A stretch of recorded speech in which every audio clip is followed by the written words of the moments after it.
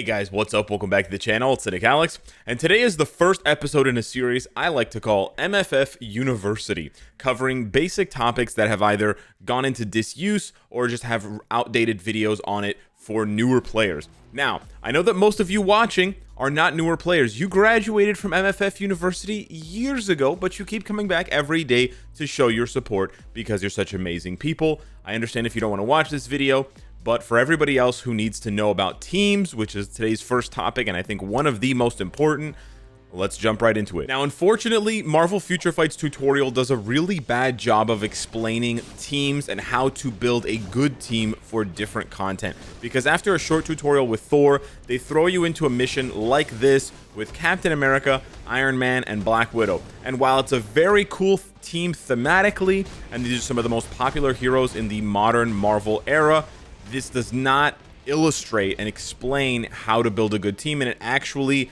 leads most players who don't investigate for themselves into this pattern of choosing teams with multiple damage dealers. So the three terms that I need you to remember are damage dealer / DPS, leader / leadership, and then support. If you know these three and you put one of each on a team and then they're in the correct positioning, then you're going to have an amazing team. Besides that, we will cover some exceptions to this scenario, but by and large, you want to construct all of your teams, at least in the beginning, with this breakdown. One leader, one DPS or one damage dealer, and then one support. Now, built into the game in the details page, there is a little icon system that tries to explain this to you. So if you go into the details for any character, you'll see that they have these little icons that try to explain for PvE content, which is called boss battle content, and then for PvP content, which is called arena content, they will give either the dealer icon, or they will give the leader icon, or they will give the support icon. So this is something that is built into the game, and it can help guide you. There's the support icon. It can help guide you, but I think you're better off just learning this for yourself and not relying on those icons, because those icons don't necessarily, they don't get updated. So for example, you know, by today's standards, Captain Marvel is not a very good, she's not a great leadership. She's okay, and she's not a great dealer, but she still has both icons because she still does both of those things. So it doesn't get updated for meta stuff. I wouldn't rely on it. I would just rely on knowing it, understanding the different characters that fall into the different categories, and then using your Giga Brain to formulate teams. So now that we've acknowledged this team is bad, let's quickly go through why this team is bad. It's bad because there's basically three damage dealers. Black Widow does good damage, Captain America does good damage, and so does Iron Man. None of them have a support ability at all that buffs anything for anyone else, so none of them are supports. And then while they all have leaderships, literally every character in the game has a leadership. Essentially, Black Widow's leadership is useless, right? Just all speed 9%, very, very useless, very, very niche. Iron Man's leadership, while can be good for new players until they get enough cooldown on their cards, again, not that good. And then Captain America's, which could have some value for PvP with the 45% HP, is still not very good for the majority of content, because buffing your HP, while it buffs your defenses, makes you harder to kill, doesn't give you more damage for boss content, for world boss content, alliance battle content, etc. So there's that. Secondly, I want to ward you, or sort of, you know, help you avoid the trap of team up bonuses. So in the right corner, you can, or the right like middle corner, you can see there's a bunch of icons. They're purple, there's a skull, there's an eye, there is a man that's stunned. Now these are team up bonuses. Back in the day, right, back in 2015, 2016, when the game came out, this was a really good way to construct teams because it gave you a bunch of extra stats. And a bunch of extra stats were really hard to get because there were no comic cards, there were no CTPs, there were no artifacts, there was no Uru, right? All of these systems had not been invented. So this is basically a legacy system that now has been replaced. And basically, you know, there's way better options if you need crit rate, if you need cooldown, get that from your cards, get that from your Uru, etc. There are some team up bonuses that are nice, but by and large, you just want to construct the very best team that you have. If they have team up bonuses, great. If they don't have them, it does not matter. Don't get trapped into the attractive combo thematic thing. It's cool if you want to do that for casual play, but for, really progressing in the game, this unfortunately is not going to help you, although it seems to help you by giving you 5% of this stat and 5% of that stat. Okay, so we're not going for stat bonuses and team up bonuses. We're not going for 3 damage dealers. All right, but we know the 3 terms now. We know the leadership term or lead, we know the damage dealer term, and then or DPS term, and we know the support term. So how do we construct a team with those parameters? All right, let's do this. Very simple. We're going to start with our leadership. We're just going to choose a character that's going to recently get a buff because it's on everyone's minds. So we're going to choose Cyclops. Cyclops, we're going to take off his uniform just so it's very obvious and easy to see. For new players, you don't have his newest uniform, etc. Cyclops is a really good example of a leadership because his leadership applies to all allies, right? Every leadership applies to all allies, but it also applies a really good effect.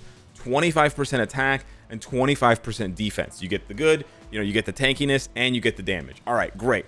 So now we know that anyone we put there with Cyclops is going to get 25% more attack and 25% more defense. And you can actually see that reflected in the character stats if you take them on and off the team. So for example, we go over to M'Baku, he's got 32,000 physical attack, and then we drag him onto the team here, and now he's got 35,000 physical attack. And you can see his physical defense and his energy defense have also gone up to 11,500 and 9,800. If we go ahead and replace him, that 11,000 drops to 9,600, and the 9,000 and change for the energy defense drops to 8,000. So you can see the leaderships applying in real time. For the most part, it doesn't always apply in real time, but for flat stats like attack and defense and HP, they will apply in real time. Okay, so we have Cyclops as a leadership. Now we need a main damage dealer. For this, you're best off consulting a meta tier list or some sort of guide that tells you, really good characters,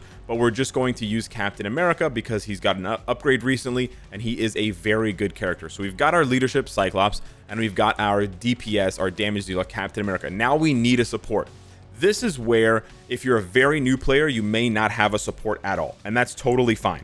If you don't have a support at this point, should you choose another leadership or should you choose another DPS? You should choose another DPS because you cannot apply 2 leaderships. As you'll see here, although Captain Marvel has a leadership, it does not apply. There are team up bonuses, but I have to switch them in the positions to apply her leadership instead of Cyclops' leadership. You only get 1 leadership per team. So adding another leadership character that has no support abilities is not a good idea because you're essentially not getting any value from that character. Like, let's say, oh, I really wanted the cooldown from Iron Man. Well, you're going to have to put Iron Man in the lead in order for that to work. It's not going to work when he's not the lead. And the lead is, of course, the character in the middle, as Cyclops is, with that little yellow icon next to his icon that indicates that he's the leader. So adding another leadership's not going to work. You can either add another DPS, so in this case, this team actually does work as long as Cyclops is the leader, or you can add a support. A support is the best case scenario, so someone like Shuri. Why does Shuri add a support? So this is where it gets a little bit more complicated. You have to investigate the character. You have to go in and look at their passives. And if they have a uniform, their uniform passive. So in the case of Shuri, you look at her passive Panther God's Protection, and it says applies to all allies, and it increases damage dealt to supervillains and decreases the damage that you receive from supervillains. Here is where it takes a little bit of investigative work. You basically just have to look or ask other players who can explain it to you, but that's how supports work in this game. They work in the term of passives, and they work in the term of uniform passive effects. So this is another passive that Shuri has. It only applies to self. It only applies to Shuri. So that's not going to work for Captain America. And then if we go over to her uniform, it applies to self. A good example of a character that has a buff on their uniform would be Taskmaster. So if we go over to Taskmaster and we put him as the support, and he is a support character as indicated by this icon here, but also if you just ask players. But if you go over to Taskmaster's passives, Flawless Strategy, it does apply to allies with the Weapon Master ability, so he does have a passive here, but this one only applies to self. And if you go over to Captain America, he does not have the Weapon Master tag. He has leadership and he has command. So Taskmaster's not a support for anybody. Yes, he is, but you got to go over to the uniform. If you go over to the uniform with Taskmaster, you'll see it says it applies to all allies. So this is where it gets a little bit complicated. You have to do some investigating to figure out, characters like Mystique have it on their passive, characters like Taskmaster have it on their uniform, and they have another buff on their passive. They can have it on the passive or on the uniform, but those are essentially the only two places where they're going to have the support buffs or the support abilities that are going to apply passively to the whole team. However, these support abilities do not show up on any stat pages. There's no stat page, or there's no stat line that tracks how much damage you do to supervillains or how much damage you take from supervillains. There's nothing here that tracks that. So it's just sort of something that you have to know and then feel when you play the mission. So if I run the mission with this team and then I run the mission with a different team, let's say this here, Shang-Chi's got no support buff, so I should notice a significant increase in the amount of time that it takes, and I should notice a significant decrease in the amount of damage that I'm dealing with Captain America because I lost those buffs from Taskmaster. But this is the essential formula for constructing a team in Marvel Future Fight. You want one leader, one damage dealer, and one support. There are exceptions, however, which we will now cover, and we've sort of already covered. And the first one is if you want to have 2 damage dealers and 1 leadership. This mainly applies to newer players who just don't have support characters like Shuri and Taskmaster, but it can also apply to specific content where all 3 characters are live at the same time. So for any dispatch mission that you run, all 3 characters will be active at the same time. And this is why having a leadership and a support and only 1 damage dealer can actually hurt you more than help you. Because in this case, if I had brought along Taskmaster instead of Iron Man, he would do much less damage than Iron Man, and so this would take much longer. But in this case, having a leadership like Cyclops and then having 2 damage dealers in the form of Captain America and Iron Man will help you to deal more damage and clear out the mobs faster. Now, there are only a couple pieces of content where this is true, Dispatch being the most popular one, but it's something to keep in mind and know that exists. For the most part, like I said, you're going to be using 1 lead, 1 damage dealer, and 1 support because you can only have 1 character on the field at the same time. But for content where you can have multiple characters on the field, it's worth thinking about having 2 damage dealers, 2 DPS units, and only 1 leadership or maybe 1 support. Another thing we need to cover is characters that have leaderships and support abilities mixed together. And Cyclops is actually an example of this by accident. So in addition to having his leadership, natural born leader, Cyclops also has a passive that applies to all allies, and it is called ambient radiation. Ambient radiation in this case gives all allies energy attack. Now this is great for Iron Man. It means he gets both the leadership buff and the passive buff, but it's actually not good for Captain America, or it doesn't apply.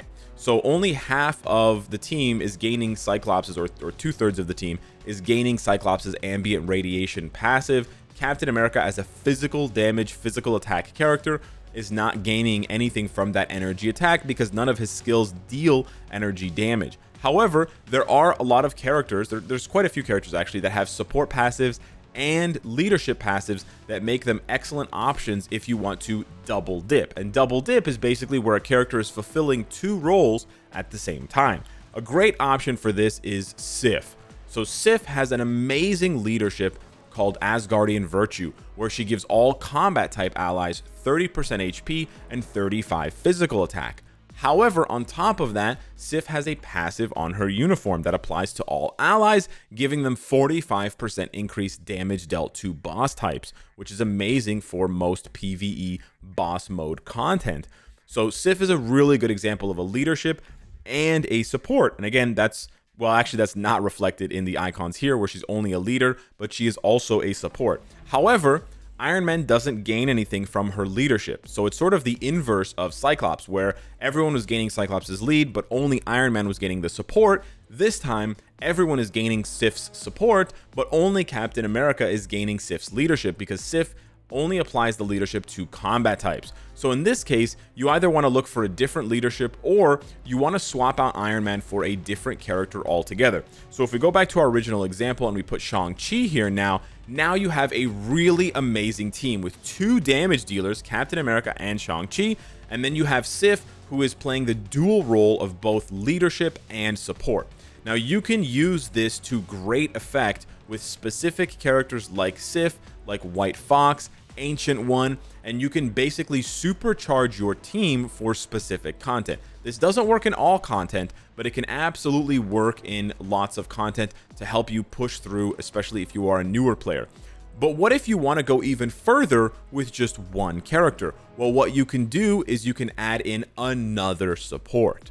So just because I said that the character has to be a lead in the lead spot doesn't mean that they can't be a support as well. So in Sif's case, she has the lead and the support. But what if I did this? This also works because I still have my 1 damage dealer, Captain America, but now he's being buffed by 2 characters. He's being buffed twice by Sif, and then he's being buffed by Taskmaster as the passive from his uniform. So this is an example of a supercharged team specifically for Captain America. This is not going to play as well in content where all 3 of them are going to be battling at the same time, like that dispatch I just showed you, but this would be amazing for content where you're just fighting 1 versus 1. So versus, Proxima Midnight or Thanos World Boss or Null World Boss Legend or Galactus Giant Boss Raid. When you only can use 1 character, a team up like this can be extremely effective. So it really there boils down to how you're going to construct the team, how many supports you have, how many leaderships you have, and then knowing how to put those pieces together by recognizing that certain leaderships only work with certain types of characters. So you have to be careful. You can't just willy-nilly slap them on. An example of this would be, and we've already given you one with Cyclops and his passive, but a great example is Ancient One. Ancient One's leadership only applies to blast types, and it buffs energy attack. So Iron Man would be a great option here. Captain America is gaining nothing from this passive. However, if we put Iron Man here, then you're going to investigate the fact that Ancient One has a support passive. So you're like, okay, so Ancient One has a great leadership for Iron Man. What about the support? Well, the support applies to all allies. It gives them resistance to all elements. It gives them ignore dodge, which is great. And then it gives them increased elemental damage. That's awesome. So my Iron Man's going to deal elemental damage? No. It's only going to buff characters whose existing damage is already elemental. So in the case of Ancient One, she's only applying the first 2 lines of buffs to Iron Man. She is technically applying the 3rd line, but it's just not doing anything because none of Iron Man's damage is elemental, and the explosions don't count as fire damage in this case. So although Ancient One is a great leadership and a great support, you're not getting the full effect on a character like Iron Man. It can still work, don't get me wrong, but if you want to get the full effect, you'd want to find a blast character who is also dealing elemental damage. Thankfully, there's a lot of those in Marvel Future Fight, so a really good example would be Storm. Another good example would be Blue Dragon, and the list goes on and on. And so essentially, what Storm is going to be getting is she's going to be getting the full effect of Ancient One's leadership and the full effect of Ancient One's passive, making this team insanely synergistic. So yeah, it's difficult at times to know which characters go together with which characters, and it definitely takes an almost encyclopedic knowledge of Marvel Future Fight and all 252 characters in order to just rhyme off teams, one by one and construct them, A to Z. But with time, you're definitely going to get it. So in the meantime, if you need any help with team ups, you're more than welcome to hit up discord.gg/thenewmeta. We've got thousands of members active every single day that can help you in multiple channels for MFF and other games. It's an awesome, vibrant community, always growing. And if you need any more help on team ups, hit us up there or leave a comment down below with your questions. Thank you so much for watching. Smash the like button, and I'll see you in the next one. Take care.